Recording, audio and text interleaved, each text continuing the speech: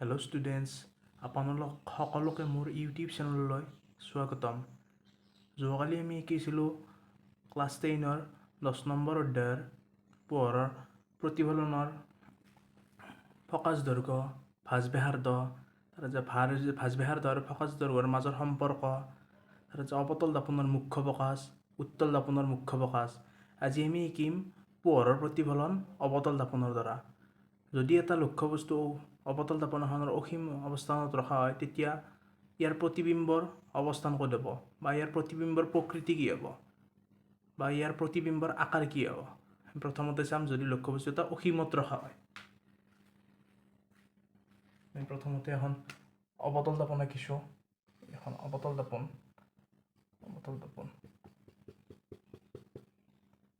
আৰু অৱতল দাপনখনৰ মুখ্য ফকাচ, সেইটো হৈছে ফকাচ বিন্দু, সেইটো হৈছে ভাঁজ কেন্দ্ৰ। আৰু এটা অসীমত এটা লক্ষ্যবস্তু ৰাখিছোঁ, গতিকে অসীমৰ পৰা অহা পোহৰশ্মিসমূহ হ'ব এনেকুৱা ধৰণৰ। গতিকে ই মুখ্য অক্ষৰ বাবে সমান্তৰালকৈ আহিব। তলফালেও এইডাল ৰশ্মি মুখ্য অক্ষৰ সমান্তৰালভাৱে আহিব। আৰু এই প্ৰতিফলনৰ পিছত, অৰ্থাৎ অৱতল দাপনখনত প্ৰতিফলনৰ পিছত এই মুখ্য অক্ষত থকা ফকাচ বিন্দুৰ মাজেৰে গুচি যাব, এনেকৈ। আৰু ইও মুখ্য অক্ষত থকা ফকাচ বিন্দুৰ মাজেৰে গুচি যাব। এইডালো এনেকৈ মুখ্য অক্ষত থকা ফকাচ বিন্দুৰ মাজেৰে গুচি যাব। হ'লে বুজি পালে? অৰ্থাৎ যদি অৱতল দাপন এখনত কোনো এটা বস্তু অসীমত ৰখা যায়, তেতিয়া ইয়াৰ অৱস্থান হ'ব অৱতল দাপনৰ মুখ্য অক্ষত থকা ফকাচত। গতিকে অৱস্থান হ'ব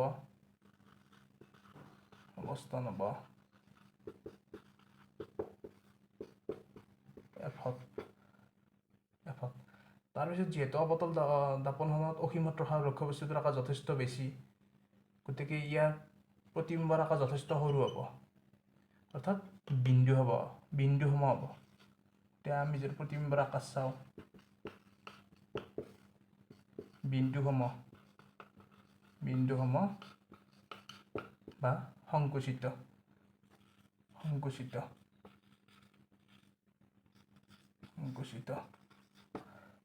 তাৰপিছত চাম আমি দাপনখনত ৰখা লক্ষ্যবস্তুটোৰ বাবে সৃষ্টি হোৱা প্ৰতিবিম্বৰ প্ৰকৃতি।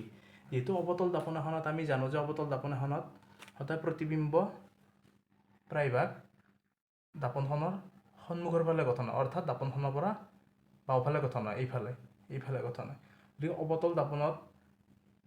গতিকে অৱতল দাপন এখনত প্ৰায়ভাগ প্ৰতিবিম্ব সৎ আৰু ওলোটা হ'ব।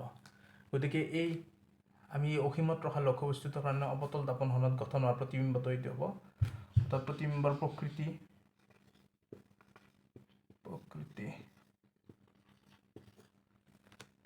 সৎ আৰু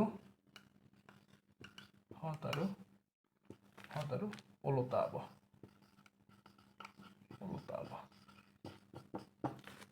গতিকে সকলোৱে বুজি পালে?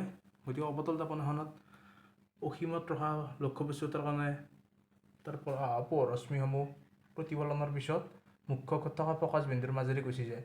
গতিকে যিহেতু গোটেইকেইডাল ৰশ্মি ফকাচ বিন্দুত কাটিছে, গতিকে অৱতল দাপনত অসীমত ৰখা লক্ষ্যবস্তুৰ কাৰণে প্ৰতিবিম্ব ফকাচত গঠন হয়, আৰু এই প্ৰতিবিম্বৰ আকাৰ হ'ব বিন্দুসম আৰু যথেষ্ট সংকুচিত, অৰ্থাৎ এই বিন্দু টাইপ।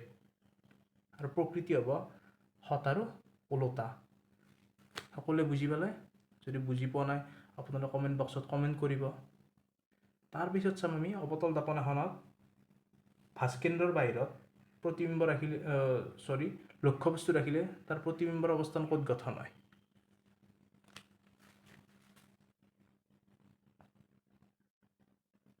চাম অৱতল দাপনখনৰ যদি ভাঁজ কেন্দ্ৰৰ বাহিৰত আমি লক্ষ্যবস্তুটো ৰাখোঁ, অৰ্থাৎ এনেকৈ এটা লক্ষ্যবস্তু, এই লক্ষ্যবস্তুৰ পৰা আৰু মুখ্য অক্ষৰ যোৱা পোহৰশ্মিসমূহ এনেকৈ সেই ৰাস্তাৰে উভতি আহিব।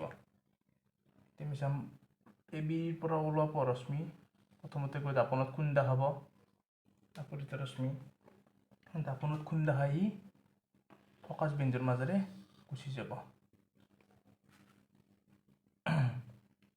আনহাতে এবিৰ পৰা হোৱা পোহৰশ্মি ভাস্কেন্দ্ৰৰ মাজেদি গুচি যায় এই ঢাকোনত খুন্দা খাব, অৰ্থাৎ এনেকৈ। গতিকে দুডাল ৰশ্মিয়ে চি আৰু এফৰ বিন্দুত মাজৰ বিন্দুত কটাকটি কৰিছে, অৰ্থাৎ এই বিন্দুটোত।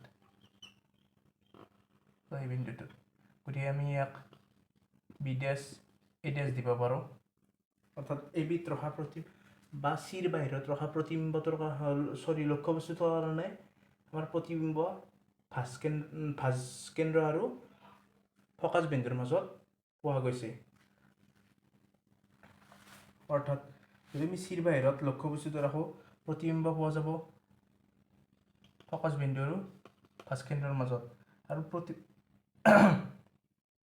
প্ৰতিবিম্বৰ আকাৰ যথেষ্ট সৰু হ'ব, অৰ্থাৎ ইয়াত কৰি প্ৰতিবিম্ব সৰু হ'ব, আকাৰটো হ'ব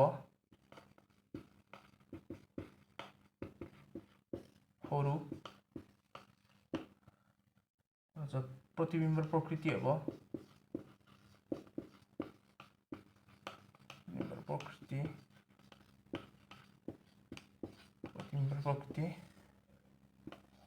সদ হ'ব, যিহেতু লক্ষ্যবস্তুটো এ বি এনেকুৱা কৰি আছিল, প্ৰতিবিম্বটো ওলোটা হ'ল, গতিকে প্ৰতিবিম্বৰ প্ৰকৃতি হ'ব সদ আৰু ওলোটা।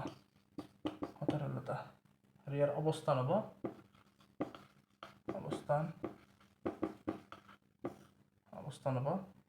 চি আৰু এফৰ মাজত। সকলোৱে বুজি পালে? যদি বুজি পোৱা নাই আপোনালোকে কমেণ্ট বক্সত কমেণ্ট কৰিব। অৰ্থাৎ যদি অৱতল ঢাকোনাখনৰ চিৰ বাহিৰত লক্ষ্যবস্তু এটা ৰাখোঁ, অৰ্থাৎ এ বি লক্ষ্যবস্তু, তেতিয়া ইয়াৰ এই লক্ষ্যবস্তুটোৰ প্ৰতিবিম্ব গঠন হ'ব ফকাচ আৰু ভাস্কেন্দ্ৰৰ মাজত, অৰ্থাৎ এ ডেছ বি ডেছ।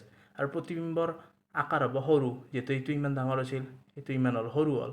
আৰু প্ৰতিবিম্বৰ প্ৰকৃতি হ'ব, যিহেতু অৱতল ঢাকোনাখনৰ সন্মুখত প্ৰতিবিম্ব গঠন হ'লে সেই প্ৰতিবিম্বটো সদ হয়, পাছফালে গঠন হ'লে অসদ হ'ব, অৰ্থাৎ প্ৰতিবিম্বটো হ'ব সদ। আৰু যিহেতু এইটো এনেকৈ আছে এ বি লক্ষ্যবস্তুটো, প্ৰতিবিম্বটো ওলোটা হৈছে, গতিকে প্ৰতিবিম্বটোৰ প্ৰকৃতি হ'ব সদ আৰু ওলোটা।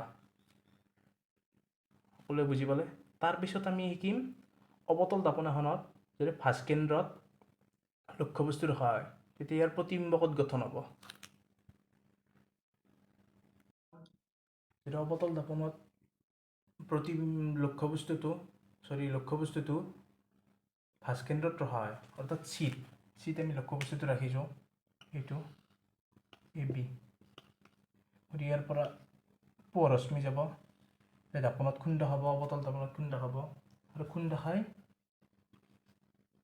ই ফকাচ বিন্দুৰ মাজেৰে গুচি যাব, এনেকৈ। আনহাতে এই এ বিৰ আন এডাল ৰশ্মি ফকাচ বিন্দুৰ মাজেৰে গুচি যাব, এই ৰশ্মিডাল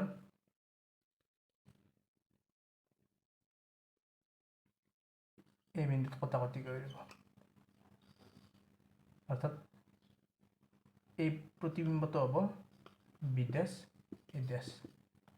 সকলোৱে বুজি পালে? অৰ্থাৎ যদি আমি অৱতল ঢাকোনাখনত যদি ভাস্কেন্দ্ৰত লক্ষ্যবস্তুটো ৰাখোঁ, তেতিয়া প্ৰতিবিম্বৰ গঠন হ'ব ভাস্কেন্দ্ৰত।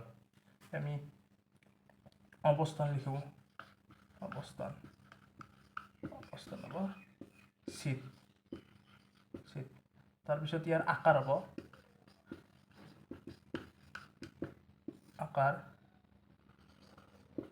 একে সমান।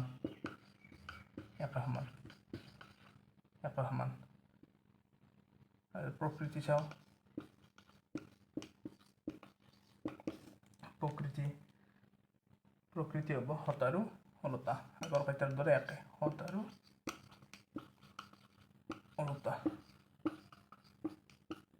ওলোটা। আমি সকলোৱে বুজি পালোঁ যে অৱতল ঢাকোনাখনত লক্ষ্যবস্তু যদি ভাস্কেন্দ্ৰত ৰখা হয়, তেতিয়া ইয়াৰ প্ৰতিবিম্ব ভাস্কেন্দ্ৰতে গঠন হ'ব। যদি আপোনালোক সকলোৰে এক্সামত এটা কুৱেশ্যন আহে যে অৱতল ঢাকোনাখনৰ কোন ঠাইত লক্ষ্যবস্তু ৰাখিলে প্ৰতিবিম্ব একে সমানৰ হয় বা প্ৰতিবিম্বৰ আকাৰ একে হয়, তেতিয়া এনচাৰটো হ'ব অৱতল ঢাকোনাখনৰ ভাস্কেন্দ্ৰত লক্ষ্যবস্তু ৰাখিলে প্ৰতিবিম্ব একে সমানৰ হয়। তাৰপিছত আমি চাম এতিয়া অৱতল জাপনাখনৰ ভাঁজকেন্দ্ৰ আৰু ফকাচ বিন্দুৰ মাজত যদি আমি লক্ষ্যবস্তু এটা ৰাখোঁ তেতিয়া ইয়াৰ প্ৰতিবিম্ব কোণ গঠন হ'ব।